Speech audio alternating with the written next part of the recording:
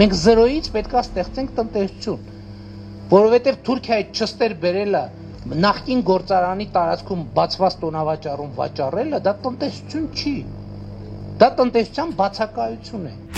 Երբ վերին Լարսի անցակետը պարբերաբար փակվում է, Փաշինյանը հրաշալի հասկանում է, որ մեր տնտեսությունը պարզապես կկործանվի այդ դեպքում։ Նա կարող է մեզ ամեն կերպ խաբել, թե ով տվեց Արցախը, կամ ինչ-որ մի մեղք գցել մեկի գրպանը, հետո ոստիկաններին ասել դե բռնեք, բայց այդ համարները հյուսիսային հարևանների հետ կարծես առանձնապես չեն անցնում։ Հատկապես եթե տնտեսության մեջ սկսվեն կտրուկ բացասական միտումներ։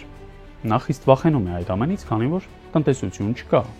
Փաշինյանի կառավարման 7 տարում եղել է 38% գումարային տնտեսական աճ։ Դրա կեսը առաջին 3 տարիներին խաղերի փուչիկն էր, իսկ հաջորդ 3-4 տարում վերարտահանման գործոնը։ Երբ մեզ մոտ ռելոկանտ է լինում, մենք արտահանում ենք աշխատանքային հնարավորություններ։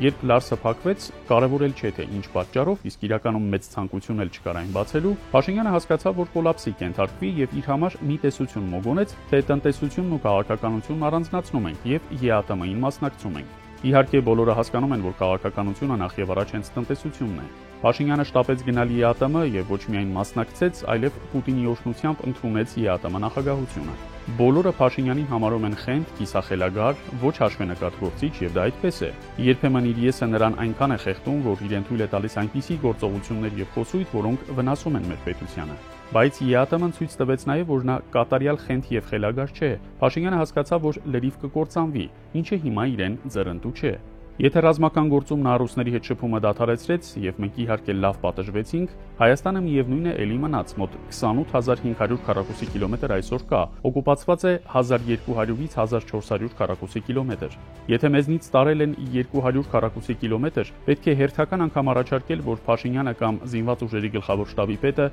հայտարարեն, որ այսօր մեր տրամադրության տակ կա 29600 քառակուսի կիլոմետր։ Եթե մենք համակարգչային ծրագրերով դիտարկում ենք ամբողջ Անդրկովկասը, ամեն քառակուսի մետրը գծում ենք, տարածքը նշում, ապա դրանից հանում ենք Վրաստանի, Ադրբեջանի եւ Նախիջևանի տարածքը, տակը մնում է 31000 քառակուսի կիլոմետր, ինչպես 1920-ականներին էր։ Երբ Փաշինյանն ասում է 29800 քառակուսի կիլոմետր, նախ 1200 քառակուսի կիլոմետր տարածք պակաս է ասում, եւ ապա մենք այդպիսի տարածք չենք տնօրինում։ Եթե խորհրդային ատլասի քարտեզն 1925-ից 27 թվականին տպագրված ատլասներին քարտեզներին նայեք,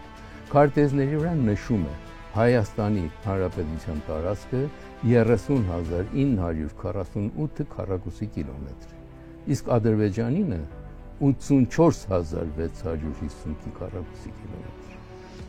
Այսինքն Հայաստանինը 1400 քառակուսի կիլոմետր պակսել է, Ադրբեջանին 1700 կիլոմետր ավելացել է, որտեղից։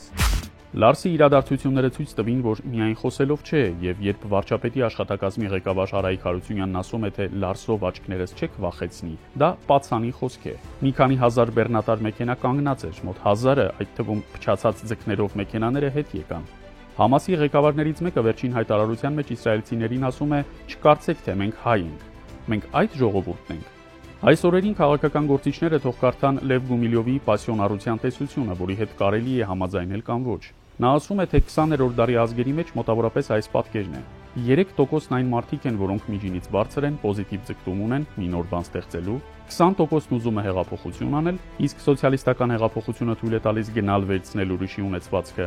77%-ը, այս վճռական զանգվածը, դոնդողը, հակվում է 1/3%-ը, 1/20%-ը։ Մեզ մոտ մնացել է այդ 3 ակտիվ տոկոսը։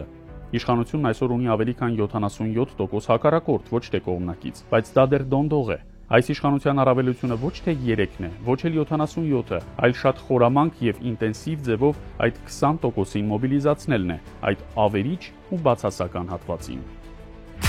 Արցախը տալով իրենք աշխարհում են աշխարհակարգը փոխել։ Եվ հիմա իրենք հայերին դավաճանելով, իրենք դավաճանել են եւ քրդերին, հիշում եք քրդերին հանձնեցին, եւ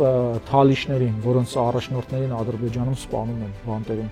եւ ժողովրդավարությունն են ուրացել, եւ ասորիներին, եւ եզդիներին։ Այսինքն մենք մի հատ ազգ էինք, որը առաքելություն ունի այդ օրինականության եւ արդարության հիմքով այս տարածաշրջանը կամ գուցե նաեւ երկրի մոլորակը պահելու, եւ նրանք եկել են հիմա մեր մեջից դա շուռ են տվել ու դրանով ներկայանում են աշխարհին, որտեղ կարան փող շինեն դրանից։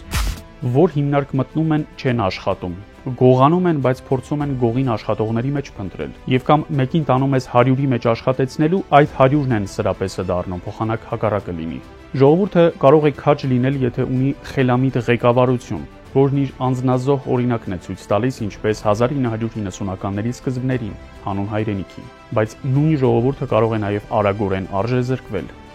Որոշիր հարգելի քաղաքացի, թե որ երեսն է ճիշտ։